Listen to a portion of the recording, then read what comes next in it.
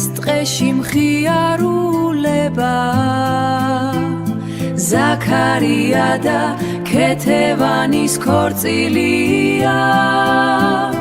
ყვავლები მღერიან ფრინველები ცხარობენ შინაური ტყე კი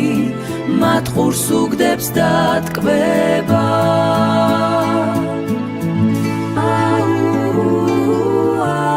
დღეს ტყეში მხიარულება ზაქარია და ქეთევანის ქორწილია